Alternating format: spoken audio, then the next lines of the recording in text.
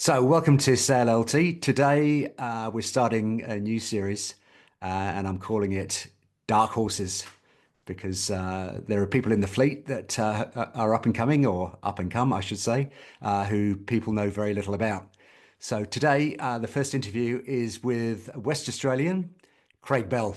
So, morning, Craig. Hey Pete, how you going? Yeah, good, good. So, That's good. Craig, you've had a pretty amazing year, one way or another. You've definitely let people know who you are and what you can do. So, what I would like to do today is just go back and just learn a bit more about you. So, obviously, so we're talking to you down in your down in Albany, I believe. Yeah, hometown. So just no, I'm a school teacher by trade, so I'm just enjoying a couple of weeks off and headed to the south coast, my hometown, just to catch up with some family. So yeah, just Yeah, enjoying some yeah. time down here. Okay. So, yeah. So you're born and raised in Albany, Craig? Yeah, yeah, absolutely. Born here in 1967, and yeah, grew up here, went to school here. University time came along and didn't have any options down in Albany, so you headed up to Perth, and basically, yeah, stayed up there ever since, really. Yeah. So with the growing up in Albany, Craig, were you sailing down there? Yeah, no, sailing was a massive part of my life, my family's life. So probably jumped on a Pelican as a crew for my brother when I was about 7 years old. Sort of, yeah, sitting in the front of the Pelican, being told what to do and learning how to sail, and then yeah, things moved on from there, and you got your own Pelican and or training boat, and sort of sailed from there. Moth was the next class, so probably at the ripe old age of about 12, jumped on a Moth. Back then, they looked very different to what they looked like today. So it was either the WA guys had the scows, the fast planing hulls, and yeah, just jumped on board those and sailed those through my sort of teenage years up till about 18. That moved up to Perth, and sort of that was the time, the 80s, the mid 80s, early 80s when windsurfing was taking off. And that probably took over more. So when it was like windy for sailing, you went, oh, I'd rather go windsurfing than jumping on a dinghy. Was that on a windsurfer, Craig? Uh, yeah, I reckon it would have been. I reckon it was my brother's. He had one of the original ones, Yeah. which very soon after that got the nose bent up and some foot straps attached to it, because the appeal of trying to go to different places and find waves and that type of stuff sort of took over. Did you go racing on the open class, or No, was it more yeah, wave my sailing? windsurfing journey wasn't. It was really just wave sailing. Yeah. So, as I said, they had that sailing background, but then as soon as you learned how to windsurf on a big board, it was just that time where boards were getting smaller and Yeah. jumping on and finding places to go sailing in waves. And Yeah. that was, yeah, generally in Perth. But obviously visited back down here on the south coast. So yeah, found a few places around here which were reasonable. Yeah. And that took me all the way through to, I suppose, yeah, when I had children. So back in 90, when was my first son born? 92. And then all of a sudden that wave sailing and children, yeah, didn't really mix. So it sort of windsurfing died out after that for Yeah. a while. Yeah. Yeah. Yeah. I think that's a common theme, Craig. That's so Oh, you had absolutely. yeah. So you had a bit of a break. So how many years did you have a rest from? Yeah, and then it would have been probably about 15 years ago, jumped back Yeah. on a wave board and Okay. enjoyed that. And then must be 3 years ago now, just before the Perth World, Oh, someone suggested an LT, wow. jumped on those and yeah, absolutely loved it. So, Craig, that was only 3 years ago because I've been sailing the LT in Perth for I think getting on for 4 or 5 years now. So yeah, so when I So I started, reckon it was 12 months before that Worlds, someone right? sort of Okay. introduced me to one and I jumped on board. Wow. Wow. Um, yeah, no, I loved it. And it was sort of took me back. A couple of things that I really enjoyed about it is you just didn't have to wait for the wind. So after work and it was blowing 10 knots, you could still go out for a sail, which I really enjoyed. And also just took me back to as a kid and a teenager, that course racing, the tactics and the strategies involved. Yeah. And really, yeah, really enjoyed coming back to that as well. So back in those in your younger days, dinghy sailing days, Craig, obviously you're doing extremely well in the LT class. Were you winning championships and stuff like that on the in the dinghy days?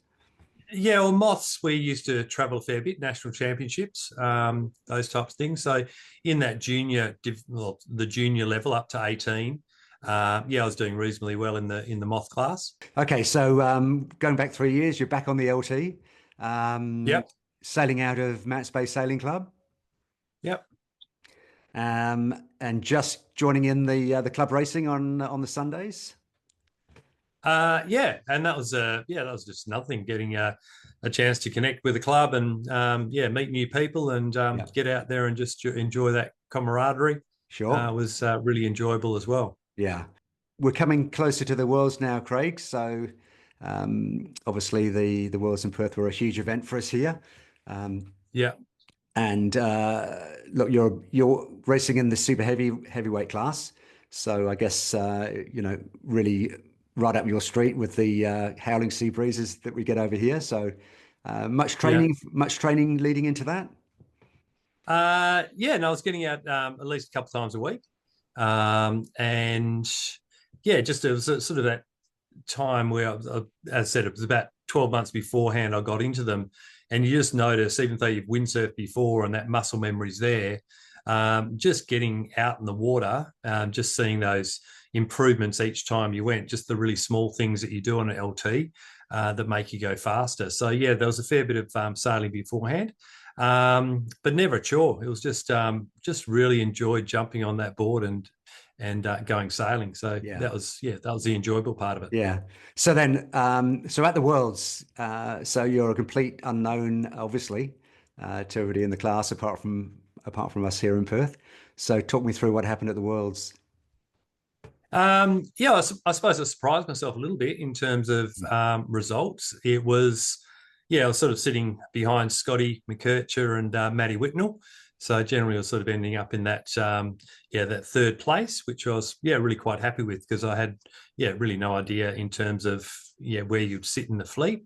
The heavier breezes, obviously Scotty just takes off, and I was just behind Scotty.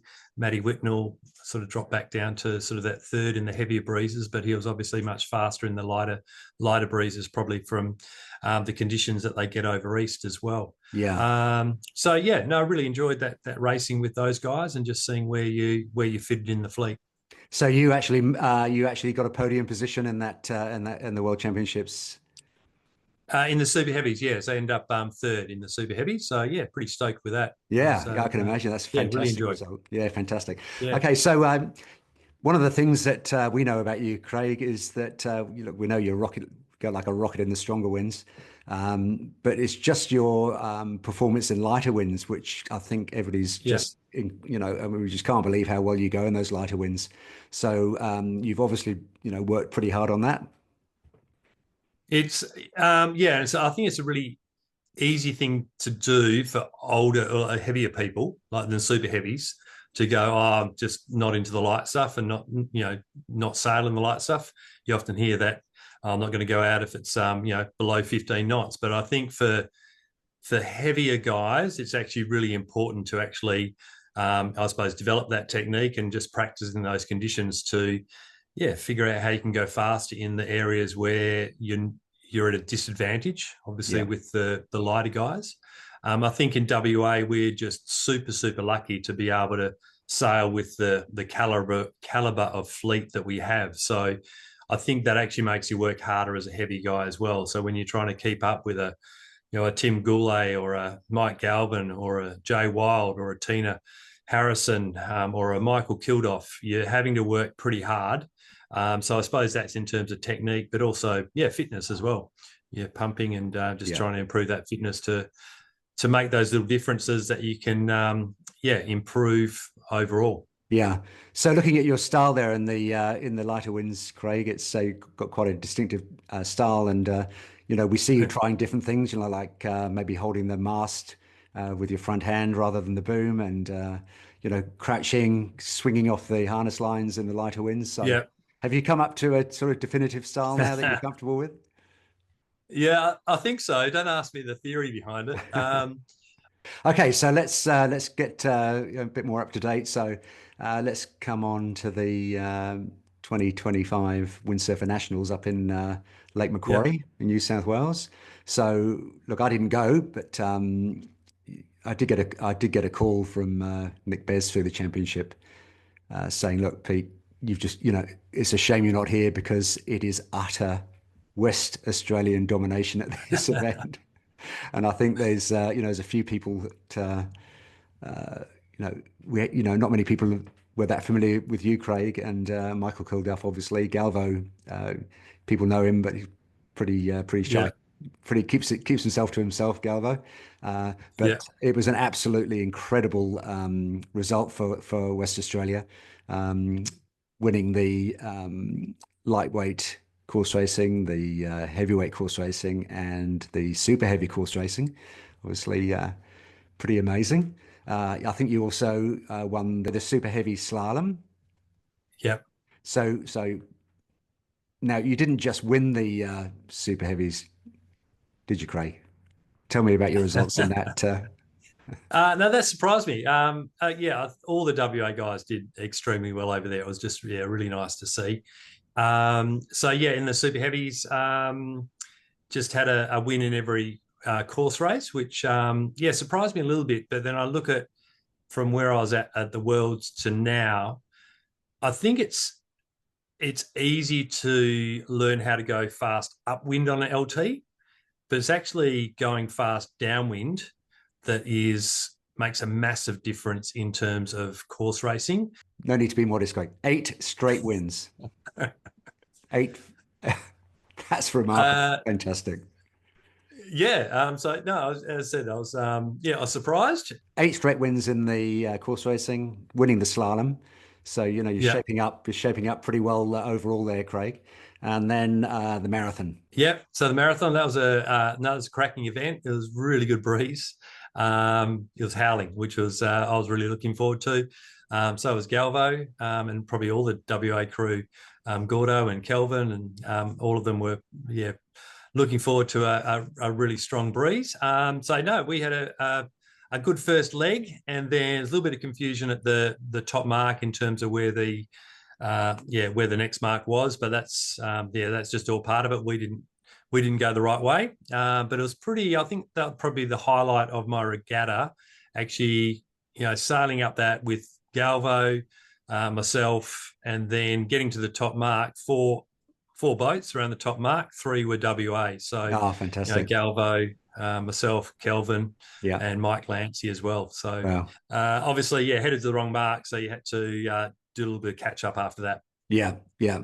So I think that you managed to work your way back up through the fleet to I think fifth. But there, Yeah, I think I got in the super heavies. You got about fourth in the super yeah, heavies. So yeah. yeah, So Craig, you've obviously that performance at the national championships really established you as one of Australia's top LT sailors. So congratulations for that. So we've got our winter series coming up. So obviously an 8 race series there, but looking at yeah, the and then we've got a fantastic event being lined up for us in Adelaide in January. So hopefully we'll see yeah. you there. Which sounds like it's very similar to WA Yeah, yeah, and that in sounds terms of like it's going to conditions. be a really great event. I think they've, similar conditions to WA. I think that, between you and Galvo and Mike Kilduff, you've really inspired the fleet. It's great to have champions to look up to. I think we're going to be fielding probably around about 20 from Western Australia at the next Nationals. Yeah, that'd be great. That'd Yeah, be a great event.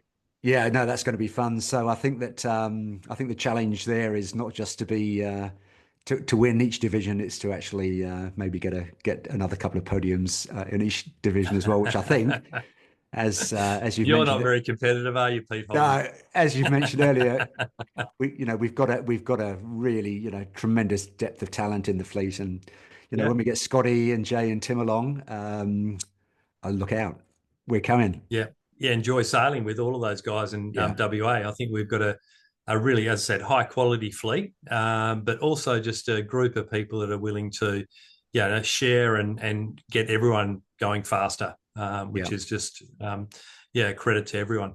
fantastic group of people over here in WA. Just they bring you in and try and get you to improve, which is great. Well, we've got a picture of you from Shane that from the Nationals. That's I right. think it was probably blowing more like 25 to 30 knots when you're just locked in on the rail, looking super comfortable. Yeah, yeah, yeah. That's an absolute classic. So we love that one.